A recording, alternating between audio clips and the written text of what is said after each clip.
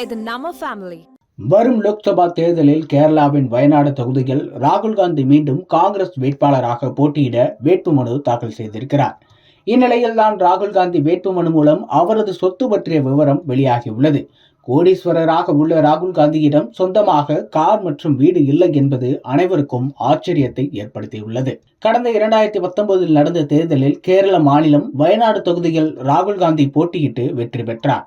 வரும் லோக்சபா தேர்தலிலும் ராகுல் காந்தி மீண்டும் வயநாடு தொகுதியிலேயே போட்டியிடுகிறார். கேரளாவில் மொத்தம் 20 லோக்சபா தொகுதி உள்ளது. இதற்கு ஒரே கட்டமாக ஏப்ரல் 26ஆம் தேதி தேர்தல் நடைபெற உள்ளது.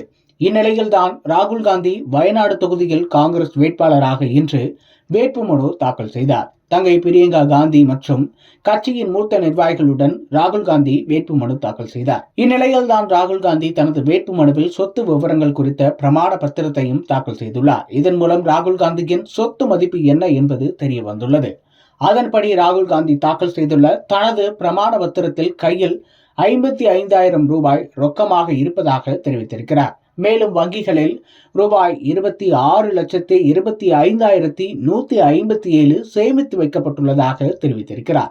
இது தவிர பங்குச்சந்தையில் ரூபாய் 4,33,60,519 ரூபாய் உள்ளதாகவும், மியூச்சுவல் ஃபண்ட் வழியாக ரூபாய் 3,81,33,572 உள்ளதாகவும், தங்க பத்திரம் வழியாக ரூபாய் 15,21,740 பிற இன்சூரன்ஸ் உள்ளிட்ட வகைகளில் 61,52,426 ரூபாய் முதலீடு செய்துள்ளதாகவும் தெரிவித்துள்ளார். அதோடு ராகுல் காந்தியிடம் ரூபாய் 4,20,850 மதிப்பிலான நகைகள் இருப்பதாகவும் தெரிவித்துள்ளார். இதன் மூலம் மொத்தமாக ரூபாய் 9,24,59,264 மதிப்பிலான அசையும் சொத்து ராகுல் காந்தியிடம் உள்ளதாக கூறப்பட்டுள்ளது. மேலும் ராகுல் காந்தியிடம் ரூபாய் 11,15,02,598 மதிப்பிலான அசையா சொத்துகள் உள்ளன. அதன்படி மொத்தம் ராகுல் காந்தியிடம் ரூபாய் 20,39,61,862 ரூபாய் மதிப்பிலான சொத்து இருப்பதாக தெரிவிக்கப்பட்டுள்ளது. இவ்வளவு சொத்து வைத்திருந்தாலும் கூட ராகுல் காந்தியிடம் சொந்தமாக கார் மற்றும் வீடு இல்லை என்பது குறிப்பிடத்தக்கது.